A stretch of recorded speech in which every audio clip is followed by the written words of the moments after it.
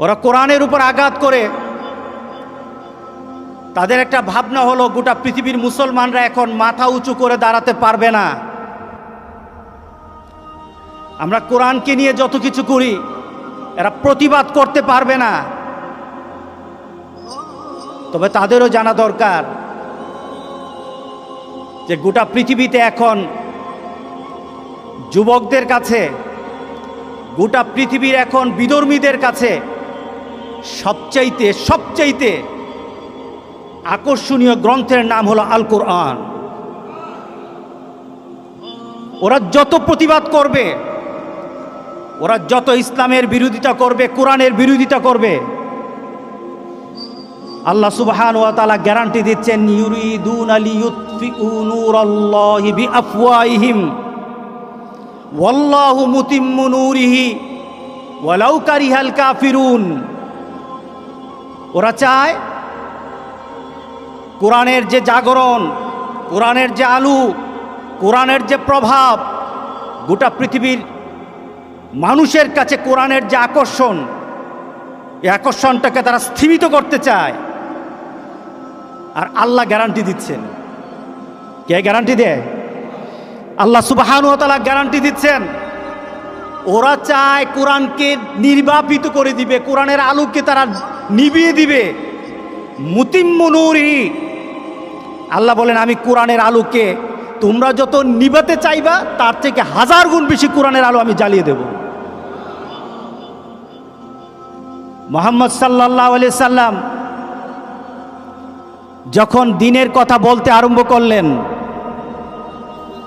কাফেররা, মক্কাতে আগন্তুক যারা হজ করতে আসে তাদের ব্যাপারে বলা আরম্ভ করলো, তাদের কাছে বলা আরম্ভ করলো, একটা পাগল আসতেছে, একটা পাগল আছে মক্কাতে, সে কথা বলে, কথাতে জাদু আছে, কাছে যেও না, লোকটা ভালো না। যে নতুন এসেছে সে কিন্তু এই তথ্য পায় নাই, রাসূল সাল্লাল্লাহু আলাইহি সাল্লাম সম্পর্কে তথ্য দেয় নাই, তথ্য পায় নাই সে। তাকে তথ্য দেওয়া হলো কি, একটা পাগল আছে, পাগলটা কথা বলে, জাদুর মতো কথা বলে, সে তার বাপ দাদার নীতির বিরুদ্ধে কথা বলে, সাবধান, কাছে যেও না। যাকে বলল সে জানতো না, জানায় দিল। জানাইটোটা কে? কাফেররা জানাই দিল। মুহাম্মদ সাল্লাল্লাহু আলাইহি সাল্লামের দাওয়াত কাফেররা বেশি দিয়েছে। তার ভিতরে একটা কিউরিওসিটি জাগলো যে এই লোকটা খারাপ আছে, দেখি তো কেমন খারাপ, এই লোকটা পাগল, দেখি তো কেমন জাতের পাগল। রাসূল সাল্লাল্লাহু আলাইহি সাল্লামের চেহারা যখন তারা দেখা আরম্ভ করলো, চোখের পলক পড়ার সাথে সাথে তাদের নিজের চিন্তা চেতনায়, তাদের ভাবনার মধ্যে এই চিন্তা চলে আসলো, এই লোকটা পাগল হতে পারে না। আর এই লোকটা যে কথা বলছে এটা জাদুর কথা নয়, অবশ্যই কথার ভিতরে একটা গুরুত্ব আছে, কথার ভিতরে একটা নিজের আত্মার শান্তি পাওয়া যাবে। দাওয়াত দিল কাফের, আর রাসূলের দরবারে তারা পৌঁছে ঈমান গ্রহণ করে ফেলল। 9/11 টুইন টাওয়ার ভাঙলো আমেরিকায়, পৃথিবীর সব মিডিয়াতে বলল মুসলমান ভেঙেছে, মুসলমান ভেঙেছে, মুসলমান ভেঙেছে। প্রমাণ দিতে পারে নাই, আদৌ পর্যন্ত প্রমাণ দিতে পারে নাই। ওরা টুইন টাওয়ার ভেঙে মুসলমানের উপর তারা দোষ চাপিয়ে দিল। এবার মিডিয়া ব্যাপী একই কথা, কাজটা মুসলমান করেছে। বর্তমান জেনারেশন ওরা শিক্ষিত, ওরা মার্জিত, ওরা কিছু তথ্য জানতে চায়, খারাপটা কেন হলো মুসলমানরা জানতে চায়। সুবহানাল্লাহ বললেন না? মিডিয়াতে বলছে মুসলমান সন্ত্রাসী, ওরা কোন জাতের সন্ত্রাসী জানতে চায়। এই চিন্তা করে তারা মুসলমানদেরকে জানার জন্য লাইব্রেরিতে চলে গেল। কারণ মুসলমানকে জানতে হলে মুসলমানের নীতি আছে, এই নীতির নাম হলো আল কোরআন, ওই নীতির নাম হলো আল হাদিস। জানা যায়, মুসলমানকে তো জানা যায়। ওই বছর পৃথিবীর মধ্যে সবচাইতে বেশি বিক্রয় হয়েছে best sell in the world book, যে বইটার নাম দিস ইজ আল কুরআন, আল কুরআন, আল কুরআন। পৃথিবীতে সবচেয়ে বেশি ওই বছর কোরআন বিক্রি হয়েছে। ওরা কোরআন পড়া আরম্ভ করলো, ওরা কোরআন পড়ে জানলো মিডিয়াতে যাদেরকে সন্ত্রাসী বলে, ইসলাম সন্ত্রাস নয়, সন্ত্রাসীদের ধর্ম ইসলাম নয়।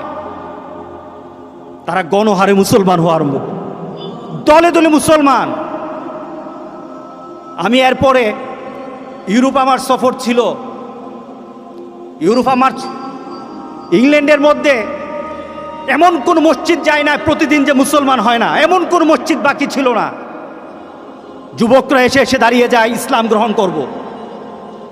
বলেন তো দেখি, একটা যুবক যদি এসে বলে আমি ইসলাম গ্রহণ করব, মসজিদের ইমাম শত শত মানুষের সামনে যখন তাকে কবুল পড়ায় আনে, তাকে জিজ্ঞাসা করে তোমার কেমন লাগে, তুমি যে ইসলাম গ্রহণ করলা কেমন লাগে?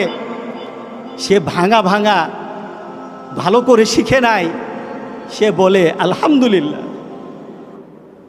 তোমরা দেখবে ইনশাআল্লাহ গোটা পৃথিবীর হাজার হাজার যুবক যুবতীরা এই দৃশ্য দেখে তারা কোরআনের প্রতি তাদেরকে আল্লাহ সুবহানাহু ওয়া তাআলা তাদের মনকে ঝুঁকিয়ে দিবেন।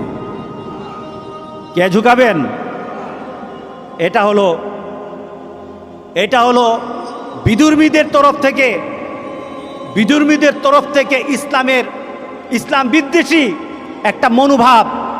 এটাকে বলা হয় ইসলামোফোবিয়া, অর্থাৎ ইসলাম ভীতি, ইসলামফোবিয়া। ইসলাম ভীতি দিয়ে ইসলামের ভীতি সৃষ্টি করে, ইসলামের ভীতিকর পৃথিবীর সমাজের মানুষের কাছে ইসলামের কোনো নিদর্শনকে ছোট করে ইসলামের আলোকে নিচু করা যাবে না, নিভিয়ে দেওয়া যাবে না। কারণ ইসলামের দায়িত্ব, কোরআনের হেফাজতের দায়িত্ব কে নিয়েছেন? ইন্না নাহনু নাযালনা যিকরা ওয়া ইন্না লাহু লাহাফিজুন। কোরআন আমি নাজিল করেছি। আল্লাহ বলেন গোটা পৃথিবীর কেউ এটার হেফাজতের দায়িত্ব আমি কারো কাছে দেই নাই, এটার হেফাজতের দায়িত্ব আমি স্বয়ং আল্লাহ নিয়েছি। লিখিত আল কোরআন আমি লিখিত রাখবো না, গোটা পৃথিবীর কোটি কোটি মানুষের বুকের মধ্যে আমি কোরআনকে সিনাতে ঢুকাই দেব।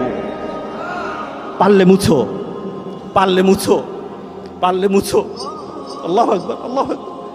সুতরাং এই দৃশ্য দেখে আমাদের খারাপ লেগেছে, কিন্তু আশার বাণী আল্লাহ সুবহানাহু ওয়া তাআলা এটার প্রত্যেকটি কাজের প্রতিদান আমাদেরকে দান করবেন। ইসলামের মর্যাদা সম্মান আল্লাহ সুবহানাহু ওয়া তাআলা আরো বেশি গুণে বাড়িয়ে দেবেন ইনশাআল্লাহ। বলি Rose TV 24. Enjoy by listening to the Holy Quran.